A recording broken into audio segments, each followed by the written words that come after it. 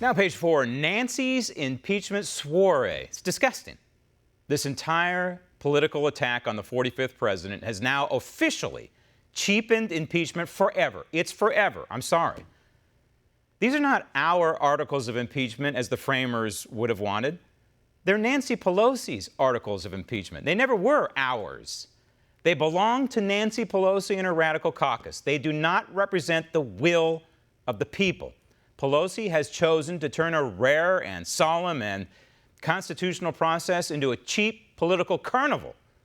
She and her partisan crew have done more damage to our Constitution, to our presidency, to our Bill of Rights, and to our traditions than any foreign enemy has ever done to this republic. So congratulations to Nancy and to Adam and to Jerry and to Maxine and Ayok. They've done it.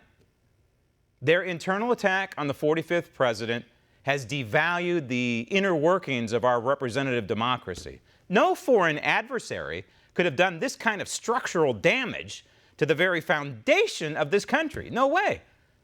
And to top it all off,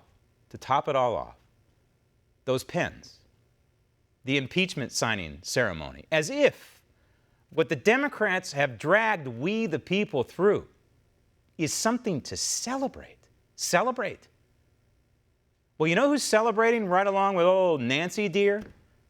Iran, North Korea, various Islamic jihadists, our enemies. They're cheering on these fools. After all, our enemies and Team Nancy are all on the same squad. They hate this president, and they want to see him removed one way or another. It's also revolting. It's also sad. It's very sad that the current Speaker of the House has abused her power and weaponized her authority by lowering the constitutional bar permanently, while punctuating her political sabotage with this disgusting impeachment soiree. And of course, a co-host in this impeachment party in the U.S. Senate, none other than the despicable senator from New York, Chuck Schumer. Let's remember what this trial is for. Stop the tape. We know what this trial is for. It's for you and for your political party. It's for Nancy Pelosi. It's for Rashida Tlaib. It's for Ilhan Omar.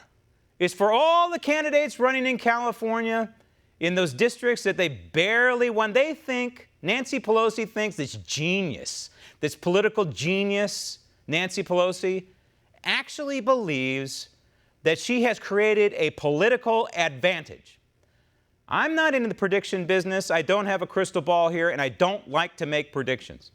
But is my gut feeling that Nancy Pelosi has made maybe the greatest political miscalculation in the history, the political history of this country? We'll find out. We'll find out in about 8 months, 9 months. We'll find out a little bit in the primaries. Not really going to be an indicator of the general election. They're apples and oranges. And don't believe the polling along the way. The American people, just like a jury, has an amazing, as a group, has an amazing ability to see the truth and to parse out from all the static that's going on in the mainstream media and tune things out. And in the end, when they go in the ballot booth, or in California, when they sit down at the kitchen table and they fill out the mail-in ballot, in the end, I truly believe they're going to be looking at their 401ks. They're going to be looking at the IRAs.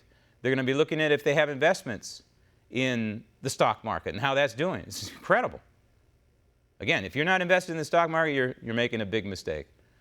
Get in, because I believe it's going nowhere but up. It's going to be some dips, of course, like there always is, but look at over the long term. People are going to vote with their pocketbooks, and they're going to look around them and they're going to see, you know what? 8 years ago, I didn't have the smorgasbord of jobs from which to choose, right? During the Obama years, if you were graduating, if you were a college graduate in 2010, 2011, what were your job prospects like? Not very good. What are the job prospects like now? Even if you have a job, it's great for you because of the competition. Employers want to retain you now. And how do they retain you? Well, maybe they treat you better, but also maybe they give you a big fat raise and they give you some other benefits. So even though you may not be in the job market, you are benefiting. Everyone is benefiting from a strong economy with a very historically low unemployment rate. So this is what it's all about, Chuck. It's all about the election. I know it, you know it, everybody else knows it, and I believe in the end, you're going to wake up the day after the election with all kind of political egg all over that wonderful chiseled face of yours. Roll tape. For a president, any president, to threaten a foreign country with the cutoff of aid unless they interfere in our elections. Stop the tape. Stop the tape. This infuriates me, that he's allowed to get away with a lie. This is tantamount to the Adam Schiff lies.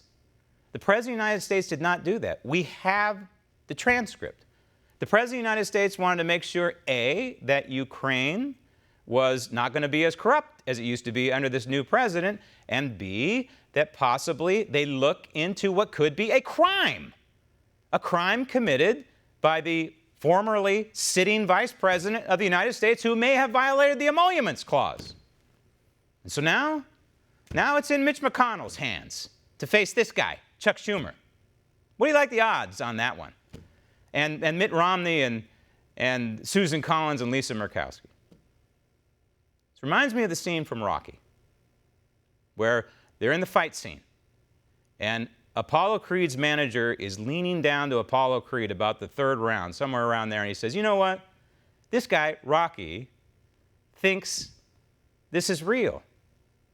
He thinks this is a real fight. He doesn't know this is a damn show. Let's finish this bum and go home.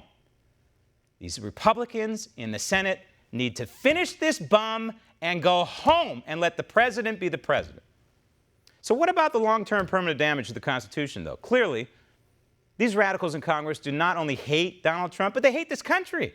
They know they're bastardizing our constitutional order by impeaching the 45th president. However, to them, the ends justify the means. And short-term political gain takes precedence over the long-term political damage to this republic. Want to see more videos like this? Click on the link below and subscribe to One American News on YouTube. And call your cable provider and kindly demand that One American News is added to your lineup. Call and subscribe today.